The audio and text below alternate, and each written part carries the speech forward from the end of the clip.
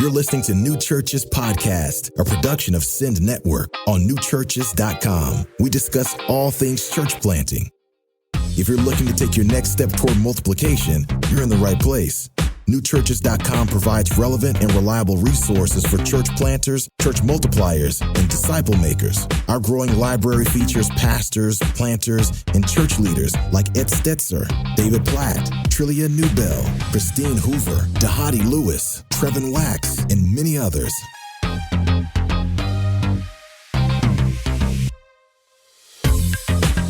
Hey everybody, Ed Stetzer here, and we're talking to Eric Geiger again. I introduced him in an earlier episode, so I just want to kind of jump into the conversation. But Eric's been a gift and a friend for many years, and I'm serving now as of July 1, 2023 as the Dean of the Talbot School of Theology.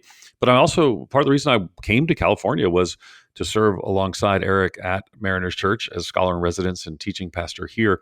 And partly because I like him as a leader. We've been friends. I trust him, but also some of the direction that Eric and I have talked a lot about, and I wanted to bring this conversation to you. And that's partly the theological turn in maybe even innovative ministry. Let's call it innovative ministry for a broad term. So Mariners Church is actually wasn't planted in the 80s and 90s when a lot of these churches were. The boomer churches, if you will, that we all were familiar with. We think of the seeker movement, but Mariners did grow up in a lot of that time and blew up in attendance wise in a lot of during those times. And it's maybe perceived sometimes as a church from the seeker movement. But one of the things that, of course, has shifted in our culture is that you could assume a lot of things historically, and even in church planting, our audience is church planters. But when I planted I'd say first, second, third, and fourth churches, I would say in all of those cases, I could kind of assume that people had a general idea what the Bible taught. Even the people we reached who might have been unchurched, we baptized 2/3 of the adult attendees at the church we planted in the 90s. But there was still kind of assumptions they had about Christianity and about religion and about the Bible and even about the gospel. And now we find ourselves in a time when you can't assume much of anything for that matter. You can't assume a basic understanding of the gospel. You can't assume a basic understanding of what the Bible teaches about 100 different issues and topics. So Eric, one of the things that the first time I think I was at Mariners Church, you asked me to come out and talk to the staff about an issue of theology. And you've had you've had other people come and do that. I know Matt Chandler and I talked about him. He came out here. You had Tim Keller come talk to the staff, and not just those kinds of people, the Tim Kellers of the world. What are you trying to do, and how are you trying to do it? Related to maybe I don't know the right term, a theological turn in the way we pastor in this time. That's great. So I want to answer the question from both a theological and then a practical standpoint. So I want our people that I'm responsible before the Lord for to be discipled well, to have a Christocentric view of the world, to be theologically conversant, to understand key doctrines of the Christian life. And that's been important to me. It's increasingly, the more I've grown in my faith, even more important to me as a Christian and as a pastor. So part of it is I just believe this is important to disciple people well, that they should know some of these. They should know all of these really important doctrines, what we would say primary issues, or some would say first level issues of the Christian faith. That we should know these and help our people know these. So that's the theological. And what I mean when I'm separating the two is I believe we should do this even if it never worked. Meaning even if people weren't asking for it. Meaning even if it wasn't something that people were craving, because it's still right before God. It's still the faithful and right thing to do. Now, on the practical side, I think the reality is when some of the churches that you refer to as boomer churches, that they grew during a season when the culture wasn't offering sage advice on practical ways to live. So a sermon on 5 ways to be a great dad was like, wow, no one's talking about this stuff. Wow, that's amazing. I can go to church and hear a sermon on 5 ways to be a great dad. Now, if you Google 5 ways to be a great dad, there's hundreds or thousands. Every listicle has that. Yeah. It's all over the place. So from a practical standpoint, I think, and I'm not knocking the people who did 5 ways to be a great dad, because perhaps they did that from a missiological standpoint of, hey, that's going to grab someone's attention. I'm going to then bring them in and help them, but I'm ultimately going to point to a Heavenly Father who does all of these things for us, and He's who you need. And so it is possible that someone did a sermon titled 5 Ways to Be a Great Dad and brought the people to the text and brought the people to Jesus. But during that season, 5 Ways to Be a Great Dad, and I'm not knocking that title, I'm just using this as an illustration, that was sticky in the culture. It's no longer Googling right now. Who preached 5 ways to be who preached it? I just say I did. I'm sure at some point. Yeah. I'm a little older than you, so I mean, this was an era where I sort of cut my teeth. Yeah, and I'm not mad at people in that time. I'm not either. Yeah, I'm super thankful for those who use that and then brought people to you can do 5 ways to be a great dad and bring people to theology proper, to God is our Father, and Jesus is fatherly towards us, and we are now sons and daughters of a great King. You can start there and get people discipled theologically and walking with Jesus. But from a practical standpoint, that's way less sticky now. It's just people are exhausted from 5 ways to be a great dad. And not only because they've had a hard time living it out, but because there's so many, every journal, every Instagram influencer who's a dad influencer has hit that already. It's just, there's so many places you can go to get that. And so but what the church can offer now in a world that is so confused is a sense of what the world, of why this is both beautiful and broken at the same time, of why is there suffering and joy at the same time, of how does this world make sense, of how should we think about gender and sexuality? Is the scripture true? Is Jesus really the only way? I mean, these are the questions now that people are often asking. So what an amazing time to be, because the first point I said that, hey, we should do this no matter what, is actually connecting with the questions that the culture's asking anyway. So it's both theological and practical. Yeah, I think it's interesting because I think there's been, a shift of people who may be a little older than me. I was talking to Craig Rochelle. I did an interview with Craig Rochelle about how his preaching has changed over the years. And, he kind of started talking about, I had to answer more I forget the exact term, but answer more theological questions. People were starting in a different place. They wanted to finish at a different place. And I think that's important. But it seems to me like there's some intentionalities just to talk about what we're doing here at Mariners. So right now I'm doing the series with the pastors and staff. I think it's just the pastors. Sometimes I get confused with what meeting I'm in. But thanks for admitting that to me in front of everybody, Ed. Yes, sorry, it's true. It's true. There's a lot of meetings. They're good meetings. They're great. But we have team gatherings. We have whole staff. We have pastor meetings. And again, partly as those would just be meaningless to most church planners. But the point is that with kind of our key theological staff, the pastors, you asked me to do a series on, and I think it was your idea or our idea together in conversation, but you really wanted me to zero in on what are the 3 areas that are challenging evangelicals in their views of orthodoxy today. So yes, we talked about the biblical authority. We've done the biblical authority one. We talked about Christian gospel exclusivity. Jesus is the only way. What does that mean? We looked at the hard passages, and we're looking. The next session will be talking about issues of sexuality. So again, these are not like light topics. And I would say, for staff, people might say, well, we should dig into that for staff. But not only do that with staff, we did a series in January called On the Table, where you did a whole message on transgenderism, not exactly a topic that is conflict or controversy free, sexuality in general, same-sex sexual relationships. I did the one on, where's God? How are we to believe in God when the world is kind of so messed up, when there's brokenness and evil in the world? And we did this whole series.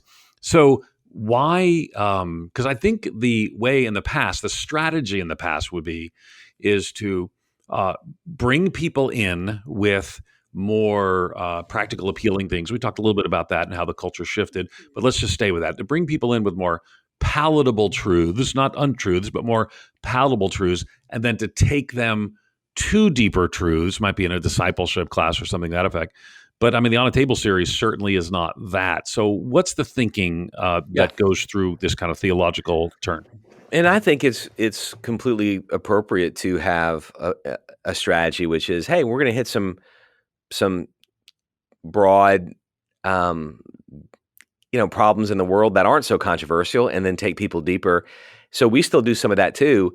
The On the Table series was very, the tension was high because of the topics you mentioned. And I don't think we could do 52 weeks of that, right? The tension was so palpable every time I got up. Now, the beauty of the tension is, I think, one of the preaching books I read says tension creates attention, is that it really did do that. I mean, I didn't have to have an opening illustration to grab attention when you're speaking on gender dysphoria, right? Everyone was leaned in right away.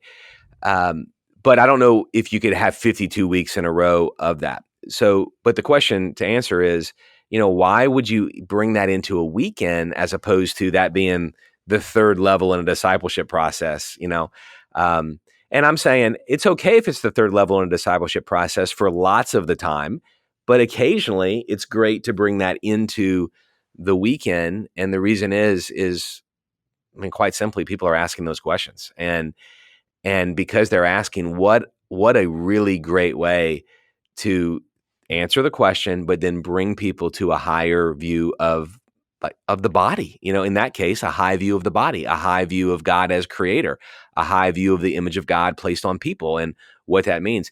And so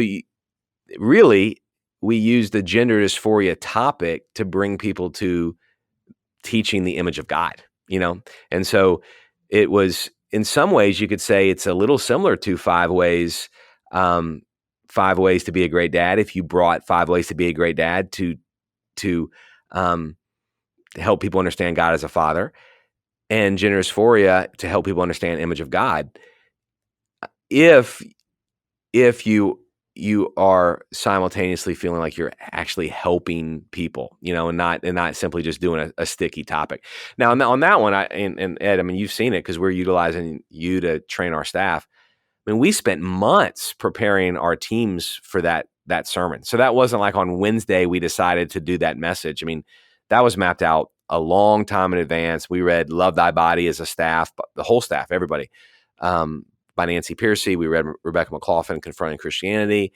We had seminars. We had a position paper. I mean, we did the work. That's another reason you couldn't do it 52 times a year.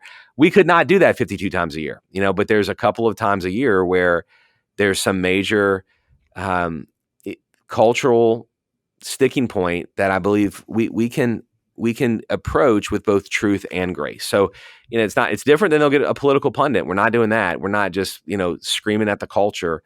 We're really equipping our people to answer questions with both truth and grace. Yeah. And one of the phrases that has been sticky, to use a term you've mentioned a few times with me, is that, clarity is kindness. That's true. The culture is asking these questions. So to say, here's where we are. And I actually appreciate the fact how, people in our church community who would struggle with gender dysphoria, would identify as transgender, actually responded well. I mean, they wouldn't necessarily agree. Not everyone would agree. Some would. Many would. But they saw the pastoral care. They saw the thoughtful preparation. And it wasn't just, hey, here's a 6-minute video on YouTube that basically says you're this or that. Yeah. I think that makes a difference. So the theological turn does require, I think, more than maybe prior ways, which were more practically driven. And I don't know that means that, I'm the dean of the Tablet School of Theology. I think that means everyone should go back to school, I guess. But I don't think we need to constantly prepare, which is what you did. You spent a long time working on that series. I would really encourage people to be careful before jumping into a complex topic, because you want to walk people through it wisely, biblically, and also in pastorally appropriate ways. I'll say something about that I think could be helpful to the planners, to the pastors. So during the whole series on the table, and again, we would not try to do this all the time. This is a teaching series that took a lot of pre-work. We had seminars. Ed led some of those seminars on Wednesday nights. We had support groups launching, and I'll use the gender dysphoria as an example. There was follow-up seminars for if you have a child who's wrestling with gender dysphoria. Go to this seminar. We'd love to host you. And we were able to pass out a schedule of all of those on the front end. And I shared this. This is what I shared with the church. I know some of you wished I had talked about this earlier, but it took us a lot of work to prepare to be able to shepherd you through this. I'm not simply teaching at you. We want to walk with you if you're struggling. So this sermon is not me throwing a bomb in the room and counting on you to pick up the pieces. Not that we've done this perfectly, but we have prayerfully put together resources for each of these sermons, and we're here for you. We want to shepherd you. On the gender dysphoria message in particular, I'd say there were, another thing I did that I heard from a lot of people that was super helpful. I said, hey, as I start the message, this was after a little bit of an opening. I said, I'm going to ask you to not applaud, because there'll be moments that you'll want to applaud in this message, but your applause could be misinterpreted by people on the same road that you're on it could be hurtful. It could be misinterpreted and hurtful. I want us to approach this conversation with tenderness and compassion, the way Jesus approaches us. I felt an exhale in the room when I did that, and I believe that I heard from lots of people like that was. I felt like, okay, I can rest and know that this is not, going to turn into an applause rally that's going to feel demeaning to some people. So, I heard from a lot of people that loved the message as an equipping tool for them, that they could now talk. They felt they had terminology. Okay. Heard from many in the transgender community who, and some would type this into the chat in our online services, who said, I don't agree with where he concluded, but this was fair. And I felt respected. Because at the end we said, hey, listen, don't transform your body to match a changing mind. The scripture would invite you to allow God to transform your mind to match the body that he gave you. So that was the conclusion, said with a lot of grace. And then I had other people in the church who said, I don't agree, who attend occasionally in our church. I don't agree with where you landed, but you were honest and transparent. Like you didn't try to hide. So what that told me is there's some who are like, is the church hide? Do we actually think these things and we just don't say it? And so to be transparent, actually, check this out. Assume that people think you're a bigot. Assume that people think you hate anything that is being yelled at in the world. If you have that mindset, then you want to say the truth, but you also want to show the truth in a beautiful and gracious way. Yeah. So last thought in general, because we talked some about, addressing some of those issues and the preparation you walk through to do that. And and there's actually people can see like there are lists of books and resources that were cited, but that was, that's perhaps one of the great questions that people have today. But in general, what advice would you give to church planters who, their audience will hopefully be more people who don't know the Lord, who are maybe unchurched, whatever term you want to use, because I guess sometimes people can go to a pretty big swing and say, well, now I'm not going to try to be anything to connect with people. I'm just going to get up. I'm going to start my church, and I'm going to start preaching through Leviticus, and and boom. So, what advice would you give to church planters who are going out there, want to reach unchurched people, want to engage the lost, and yet know that we need to have more of a theological turn in ministry? There's unchurched people in my neighborhood who actually wanted a message on gender, and I was surprised. I was a bit surprised. I knew I was going to be equipping believers. I was surprised that there were unbelievers. There's a guy who just got baptized a couple weeks ago, who his first time ever to our church was for the gender message. That's not what I would have thought, but he's seen articles all over the place. He's having conversations with parents and neighbors, and I want to know more about this, And so I again, Ed, I was surprised by that. So I guess you're hearing me say you might find it surprising on some of the topics that you used to have viewed as that needs to be in the discipleship class, that some people might actually want that in the weekend teaching. Eric Geiger, thanks for being on the New Churches podcast. Appreciate you. Thank you. You've been listening to the New Churches podcast, brought to you by Send Network. If you like what you heard, take a few minutes to rate and review us or share this episode with a friend. It's the best way to show your support. To find more reliable resources to start your new church well, visit newchurches.com.